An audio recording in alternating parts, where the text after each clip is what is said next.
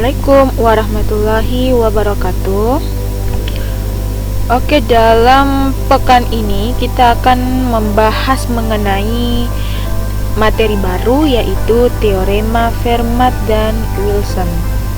Ini sebenarnya sudah dibahas sedikit waktu di materi keprimaan, karena teorema Fermat dan Wilson ini tujuannya yaitu untuk menguji sebuah keprimaan suatu bilangan bulat. Jadi kita mau menguji apakah bilangan bulat itu merupakan bilangan prima atau bukan, walaupun pada saat sebelumnya kita ketahui bahwa untuk menguji keprimaan suatu bilangan bulat n, yaitu dengan cara membaginya dengan bilangan-bilangan prima yang lebih kecil dari akar n itu, akar daripada bilangan yang mau diuji keprimaannya. Tapi tentu cara itu kurang efektif. Kenapa kurang efektif? Karena kita harus menentukan terlebih dahulu semua bilangan-bilangan prima yang lebih kecil dari n ini, jadi tidak efisien. Sedemikian hingga itu terdapat metode lain untuk menguji keprimaan ini, yaitu dikenal dengan teorema Fermat.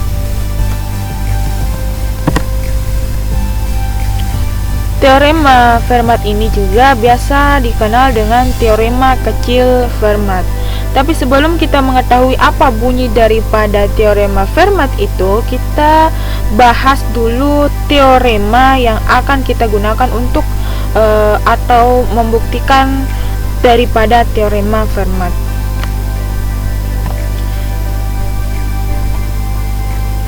Saya beri little teorema 1. Teorema 1 itu jika FVB dari A dan M itu sama dengan 1, maka residu-residu terkecil atau sisaan terkecil di modulo M dari barisan A adalah suatu permutasi dari 1, 2, 3 sampai M kurang 1, di mana ini merupakan telah diketahui sebelumnya bahwa ini merupakan penyelesaian daripada kekongruenan. Jadi bukti, perhatikan barisan bilangan A, 2A, 3A sampai M kurang 1A. Bilangan-bilangan pada barisan ini tidak ada satupun yang kongruen modulo M dengan 0. Tidak ada satupun kongruen modulo M dengan 0. Artinya jika A kongruen 0 modulo M, tidak ada. Maksud dari kalimat ini. Kemudian selanjutnya kita harus membuktikan bahwa bilangan-bilangan suku dari barisan yang dimaksud tadi masing-masing kongruen modulo M dengan tepat 1 dari 1, 2, 3 sampai M kurang 1, atau merupakan penyelesaian. Itu yang dimaksud dari suatu permutasi dari 1, 2, 3 sampai M kurang 1.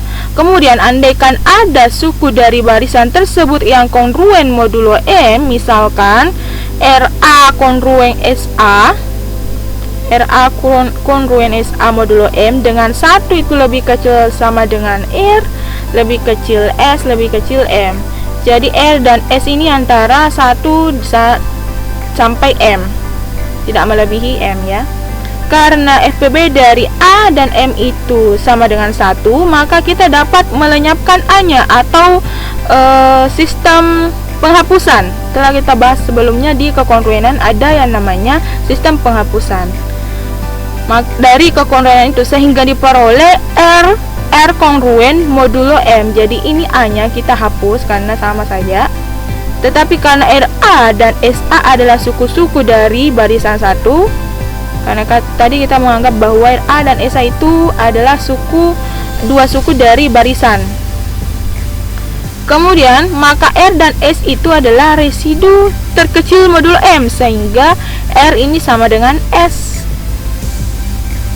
Hal ini bertentangan atau kontradiksi dengan pengandaian bahwa 1 lebih kecil sama dengan R kecil S kecil M, atau R dan S ini berada di antara 1 dan M. Maka pengandaian tersebut tidak benar. Jadi tidak ada dua suku dari barisan tersebut yang kongruen modulo M. Ini berarti bahwa suku-suku dari barisan tersebut masing-masing kongruen modulo M tepat 1 dari 1, 2, 3 sampai M kurang 1. Kalau mau lebih memahami mengenai teorema ini, maka saya akan memberikan satu contoh. Contohnya itu, misalkan kita punya barisan 4, 8, 12, 16, 20, dan 24. Ini merupakan barisan. Kemudian, residu terkecil modulo 7 dari masing-masing suku dari barisan ini adalah, kita lihat, 4 ini kongruen dari 4 modulo 7, benar? Ya kan? Kemudian 8 kongruen 1 modulo 7, benar? 12 kongruen 5 modulo 7, benar juga? 16 kongruen 2 modulo 7, 20 kongruen 6 modulo 7, 24 kongruen 3 modulo 7. Nah, perhatikan residu-residu terkecil modulo 7 dari suku-suku barisan tersebut. Nah, perhatikan ini. Ini adalah residu-residu terkecil dari kekonruenan barisan ini, barisan tadi. Kemudian 4, 8, 12, 20, 24 ini adalah suatu permutasi daripada 1, 2, 3, 4, 5, 6. Ini dia residu terkecilnya. Kan sampai M kurang 1, di mana M-nya itu adalah 7, ya kan? Kemudian jika semua bilangan pada ruas kiri dari 6 kekonruenan ini ada 6 kekonruenan di ruas kiri, maka hasilnya akan kongruen modulo 7 dengan hasil kali semua bilangan pada ruas kanannya. Perhatikan, ini 4 kali 8 kali 12 kali 16 kali 20 kali 24. Kita kalikan semua bilangan-bilangan pada barisan tersebut. Kongruen dengan, apakah kongruen dengan perkalian residu-residu terkecilnya, yaitu 41, 52, 63 dengan modulo 7. Kemudian kita keluarkan 4 pangkat 6-nya ini. 4 pangkat 6 kali 1 kali 2 kali 3 kali 4 kali 6. Itu kongruen daripada 1 kali 2 kali 3 kali 4 kali 5 kali 6 modulo 7. 4 kali 6, ini 4 kali 6 kali 6 faktorial, ini sama dengan 6 faktorial ya, karena 1 dikalikan sampai 6. Begitupun dengan ini juga 6 faktorial modulo 7, maka pakai lagi sifat penghapusan, kita hapus 6 faktorialnya. Sedemikian hingga 4 akar 6 itu kongruen 1 modulo 7.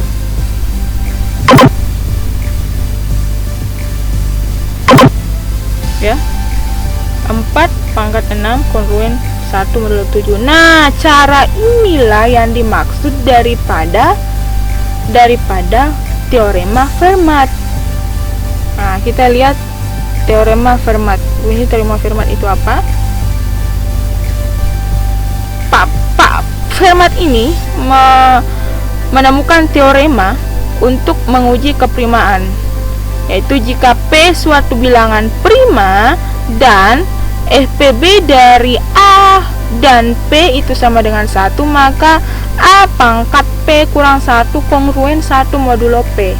Jadi kalau kita bisa buktikan A pangkat P kurang 1 kongruen 1 modulo P, maka benar P itu merupakan bilangan prima.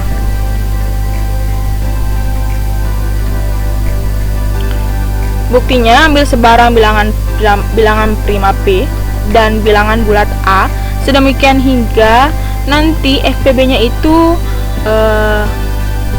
adalah sama dengan 1. FPB dari A dan P itu sama dengan 1. Kemudian karena kalau sebuah bilangan prima mau dicari FPB-nya dengan bilangan apapun, cuma ada kemungkinan FPB-nya, yaitu 1 atau bilangan prima itu sendiri.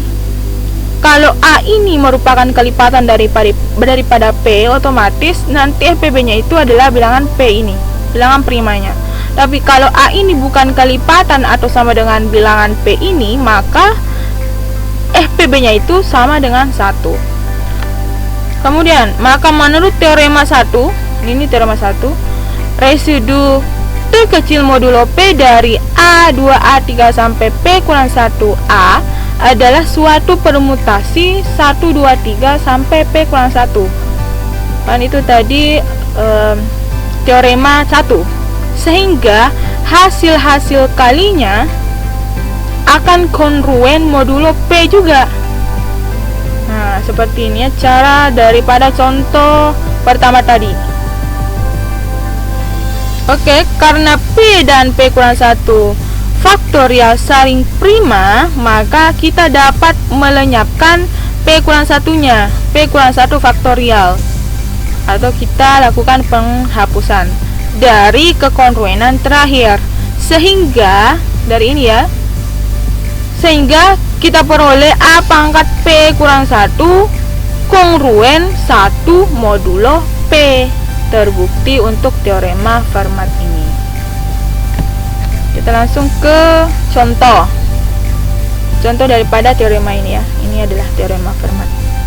Jika P sama dengan 5 dan A sama dengan 2, berarti FPB-nya 2 dan 5 itu sama dengan 1.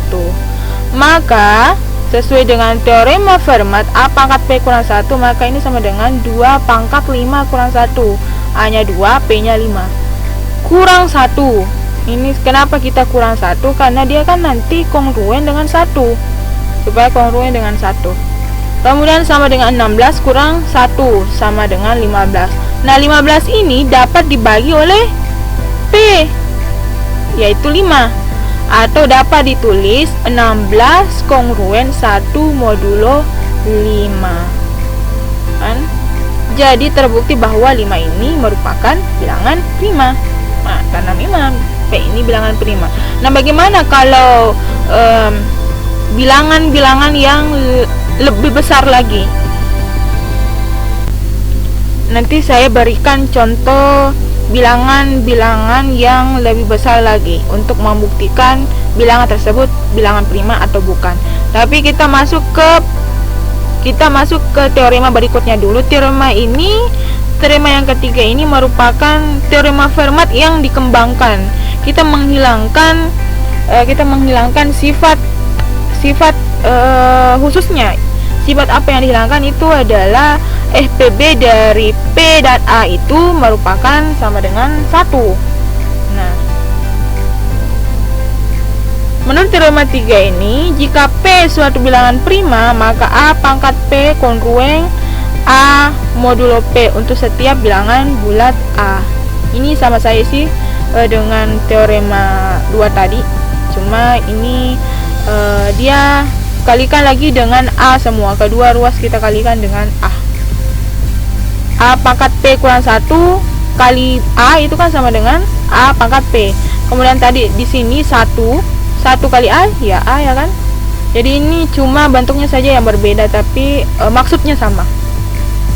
Maksud kekongruenannya sama ya.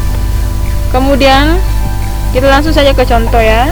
Untuk lebih memahami pembuktiannya, kalian bisa lihat saja di buku di modul kalian, atau kalian bisa lihat pembuktiannya yang ada di slide saya ini. Ke contoh, kita ambil lagi P nya sama dengan 3, A nya 8. Berarti menurut teorema 2, 8 pangkat P kurang 1 berarti 8 pangkat 3 kurang 1 sama dengan 8 pangkat 2. 8 pangkat 2 itu sama dengan 64. 64 ini kongruen 1 modulo 3 ya kan. Karena 3 kali berapa ya? 3 kali 21 ya. 3 kali 21 tambah 1. Kalau mau dibentuk seperti ini. Nah, kalau menurut teorema 3, A pangkat P itu sama dengan ini kongruen ya, sorry. Di sini kongruen. A pangkat P kongruen A modulo P. Menurut teorema 3, 8 pangkat 3 sama dengan 512. 512 itu kongruen dari 8 8 modulo 3. Sebab 512 itu sama dengan 3 kali 168 tambah 8, atau sisaannya 8. Walaupun 8 ini bukan sisaan terkecil, tapi menurut teorema ini sudah terbukti ya, A pangkat P kongruen A modulo P. Lanjut contoh penggunaan teorema Fermat. Nah, ini biasanya soal-soal olimpiade seperti ini. Berapa sisa pembagian dari 5 pangkat 38 oleh 11? Jadi 5 pangkat 38 dibagi 11, sisanya berapa? Kemudian jawab. Menurut teorema Fermat, 5 pangkat 10 kongruen 1 modulo 11.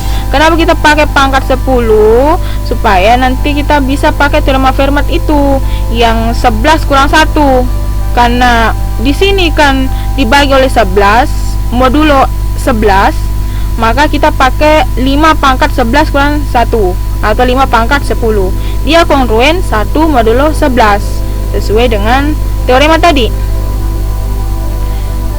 yaitu hasil dari A pangkat P kurang 1 kongruen 1 modulo P, maka A nya 5, P nya 11. Oke, selanjutnya 5 pangkat 38 ini kita bisa jabarkan. 5 pangkat 38 ini kita jabarkan 5 pangkat 10 kali 3 tambah 8. Kan? Karena tadi kita sudah tahu bahwa 5 pangkat 10 kongruen 1 modulo 11, berarti kita jabarkan 5 pangkat 38 ini yang punya pangkatnya itu 10. 10 kali berapa? Dia mendekati 38. Ternyata 10 kali 3 tambah 8. Oke, kita jabarkan lagi. 5 pangkat 10 pangkat 3 dikali 5 pangkat 2 kali 4. 5 pangkat 2 pangkat 4. Kenapa lagi kita jabarkan 5 pangkat 8 nya dengan 5 pangkat 2 pangkat 4?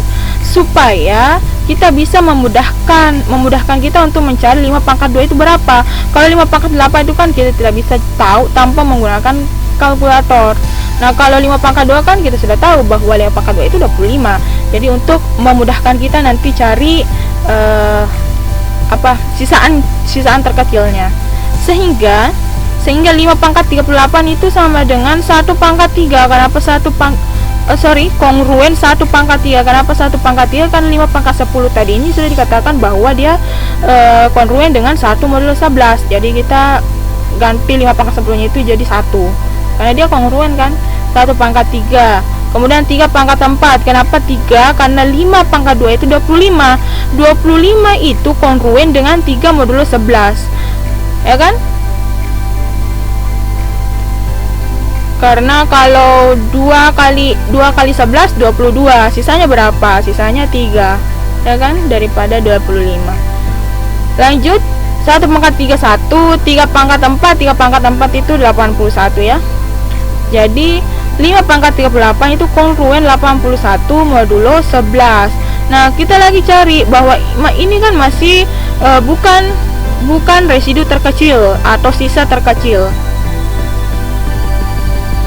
Jadi kita cari lagi dia kongruen berapa. Ternyata 81 ini kongruen 4 modulo 11. Jadi dapat disimpulkan bahwa sisa pembagian dari 5 pangkat 38 oleh 11 adalah 4. Karena ini sudah dinamakan sisaan terkecil, maka sisa pembagiannya itu adalah 4.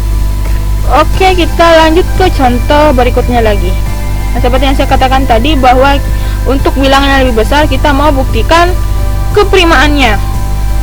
Lanjut, apakah 117 merupakan bilangan prima atau komposit?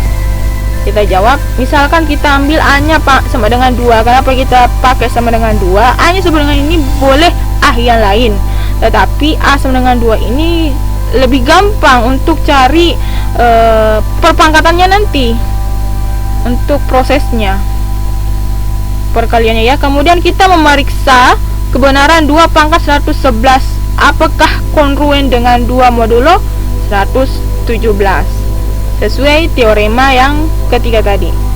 Selanjutnya 2 pangkat 117 sama dengan 2 pangkat 7 kali 16 tambah 5. Kenapa di sini pangkat 7? Karena 2 pangkat 6 kan masih kurang daripada 117.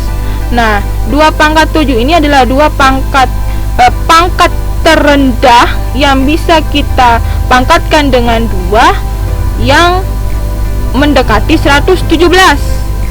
Paham tidak? Kita cari perpangkatan yang kecil tetapi mendekati 117 ini, atau modulonya.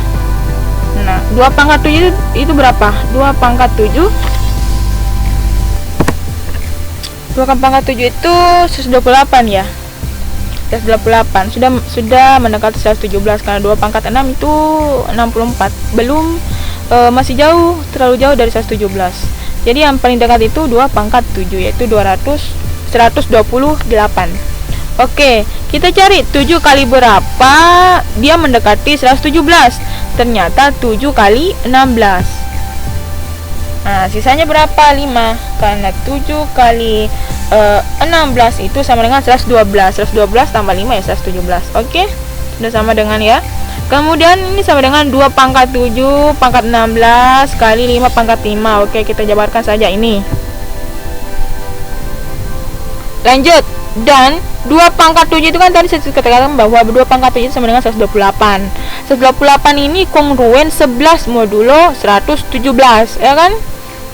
Karena 117 tambah 11 itu sama dengan 128, atau 128 kurang 11 sama dengan 117. Sama saja. Kemudian sehingga 2 pangkat 117 itu kongruen 11 pangkat 16 kali 2 pangkat 5. Karena 2 pangkat 7 tadi itu sudah dikatakan bahwa dia kongruen daripada 11 modulo 717. Jadi 11 pangkat 16. Kita lagi jabarkan lagi. 11 pangkat 16 itu sama dengan 11 pangkat 2 pangkat 8. Nah, 11 pangkat 2 itu berapa? 121. Ya, 121 pangkat 8. Kemudian kali 2 pangkat 5. Tetapi ya ditulis modulo 117. Lanjut, 121 itu dia kongruen 4 modulo 117, ya kan? 4 pangkat 8 kali 2 pangkat 5 modulo 117. Oke, lanjut. 4 ini bisa kita sederhanakan lagi menjadi 2 pangkat 2. 2 pangkat 2 itu berarti dikali 8 16. 16 tambah 5 berarti 21. Ini 2 pangkat 21 modulo 117.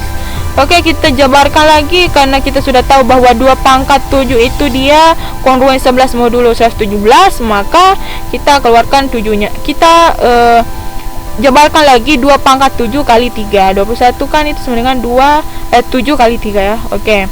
2 pangkat 7 itu dia kongruen 11. 11 pangkat 3 modulo 117. Nah, lanjut. 4 kali 11 modulo 117. Karena 11 pangkat 2 itu tadi kan 121 kongruen 4. Nah, di sini 4. Jadi sisa 4 kali 11 modulo 117. 4 kali 11 itu 44. 44 modulo 117. Karena 2 pangkat 117 itu tidak kongruen dari 2 modulo 117, maka dapat dikatakan bahwa 117 itu bukan bilangan prima tetapi bilangan komposit. Dan kenyataannya memang benar, 117 itu bukan bilangan prima karena ada 13 kali 4. Faktornya itu bukan hanya 1 dan 117, tapi ada faktor lain yaitu 13 dan 9. Oke, selanjutnya kita masuk ke teorema berikutnya.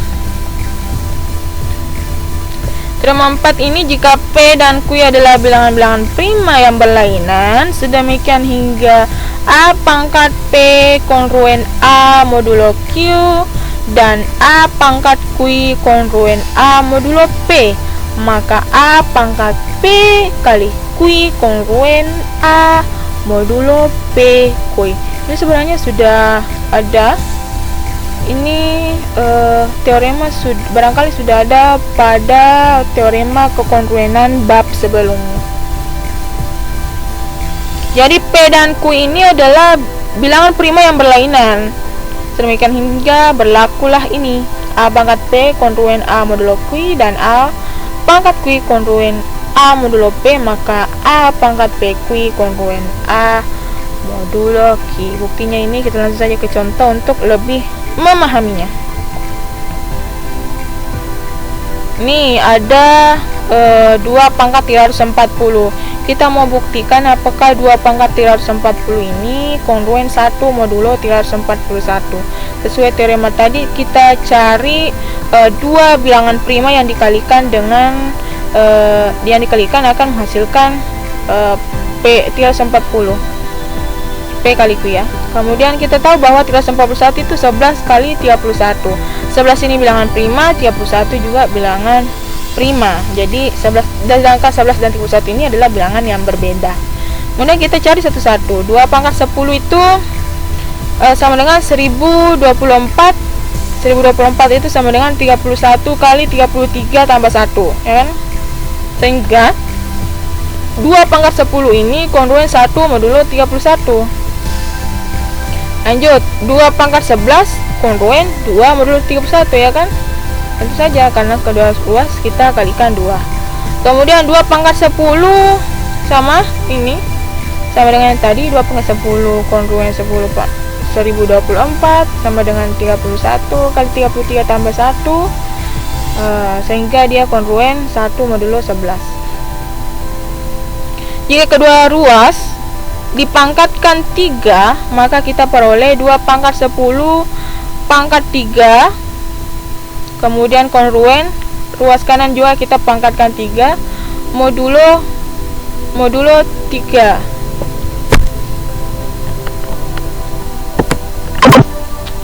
Jadi kalau operasinya menggunakan modulo 31, maka dia kongruen 1. 2 pangkat 10-nya itu kongruen 1 modulo 31. Nah, kalau dia operasinya menggunakan modulo 11, tetap 2 pangkat 10-nya itu kongruen 1 modulo 11. Karena 1024 ini 2 pangkat 10 ini kan 1024. Nah, 1024 ini kalau dikalikan dengan dibagi dengan 11, maka akan sisanya itu adalah 1.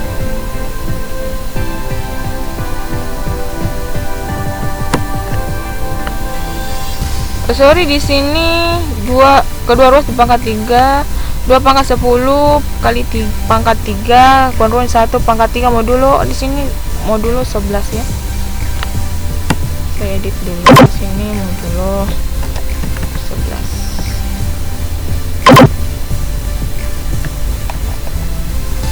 Sehingga 2 pangkat 10 pangkat 3 itu kan 2 pangkat 30 kongruen 1 modulo 11. 2 pangkat 31 dia kongruen 2 modulo 11, atau kedua ruas kita kalikan 2. Sehingga menurut teorema 4 tadi, dari 2 kali 340 kongruen 1 modulo 341 itu benar. Karena kalau dia modulo 11, dia juga benar.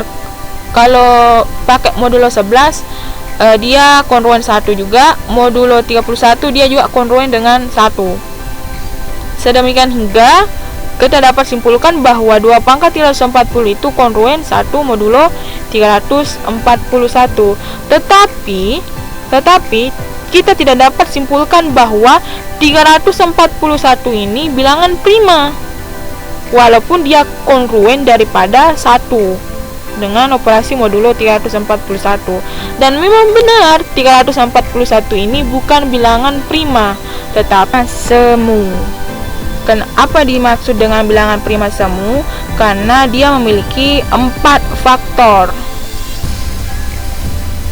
Faktor yang dapat dipakai untuk menghasilkan 341 itu cuma ada 2, yaitu 11 kali 31 dan 1 kali 341. Jadi 341 ini dinamakan, walaupun dinamakan bilangan komposit, tapi juga bisa dikatakan bilangan prima semu. Walaupun sebenarnya teorema Fermat ini tidak dapat sama sekali membuktikan bahwa apabila dia kongruen 1 dengan operasi modulo bilangan primanya, maka itu merupakan bilangan prima. Kita dapat simpulkan bilangan prima. Nah, walaupun memang tidak dapat, tetapi ini adalah teorema atau cara yang paling tepat untuk menunjukkan sebuah bilangan atau membuktikan sebuah bilangan itu merupakan bilangan prima, dan belum ada yang lebih ampuh, lebih efisien caranya daripada teorema Fermat ini. Kecuali nanti ada penemuan-penemuan teorema lain yang dapat membuktikan keprimaan yang lebih bagus daripada teorema Fermat ini. Oke, kita lanjut ke teorema Wilson.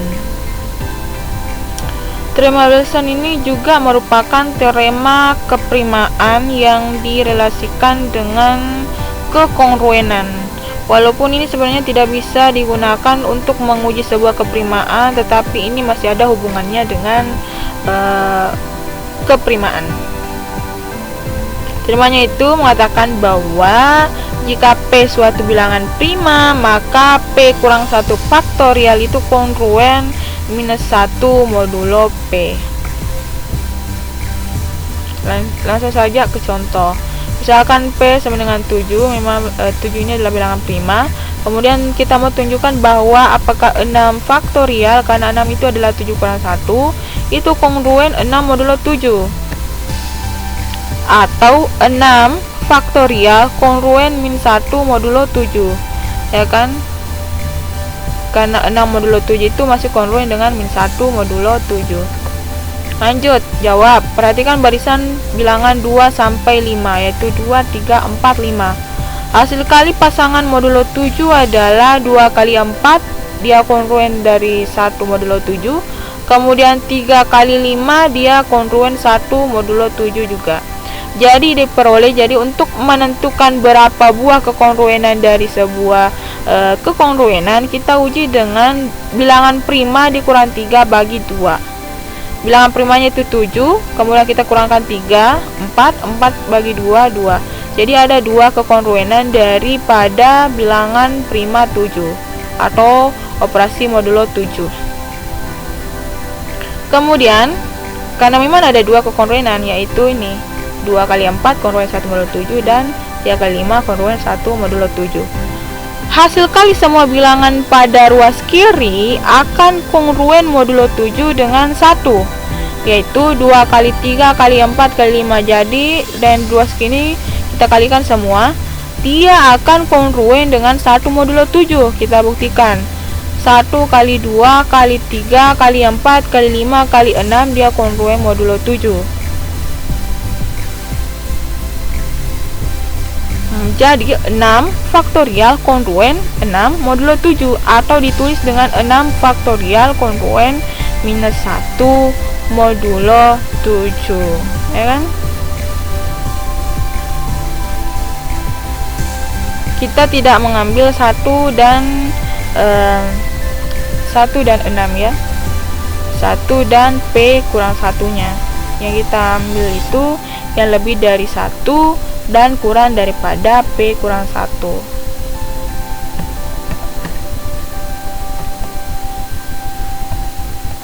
Lanjut, teorema selanjutnya, jika P suatu bilangan prima ganjil, maka perkongruenan itu yang mempunyai variabel ya, S pangkat 2 tambah 1, dia kongruen dengan 0 modulo P. Mempunyai solusi, dia mempunyai solusi jika dan hanya jika P sama dengan 2 dan P kongruen 1 modulo 4. Sorry, di sini bukan dan ya, di sini atau. P-nya sama dengan 2 atau P-nya kongruen 1 modulo P. Jadi P-nya boleh sebarang bilangan prima asalkan nanti dia kongruen 1 modulo 4. Langsung saja ke contoh. Selesaikan perkongruenan X pangkat 2 tambah 1 kongruen 0 modulo 13. 13 ini bilangan prima dan 13 ini merupakan dia kongruen daripada 1 modulo 4 karena dia berbentuk 4 kali 3. Kan itu 3 ya, 4 kali 3 kan 12. 12 tambah 1 13. Jadi benar 13 kongruen 1 modulo 4. Maka perkongruenan tersebut punya solusi 13 karena primanya 13 atau operasi modulo 13 kurang 1 per 2 sama dengan 6 faktorial. 6 faktorial itu sama dengan 720. 720 ini dia kongruen 5 modulo 13. Kita dapat memeriksa kebenarannya dengan mensubstitusikan 5 pada X dari perkongruenan tersebut. Apakah memang benar kalau X-nya sama dengan 5, maka nanti hasil kongruenannya itu adalah 0 atau sisaannya adalah 0. Nah, kita buktikan 5 pangkat 2 tambah 1 itu kan 25 tambah 1 26. 26 ini benar dia kongruen 0 modulo 13. Jadi kita 13-nya ini kita kurangkan 1. Kemudian karena sisaannya 1 kan? Sisaannya 1 per 2 faktorial. Ini atau dia sama dengan 6 faktorial sama dengan 720.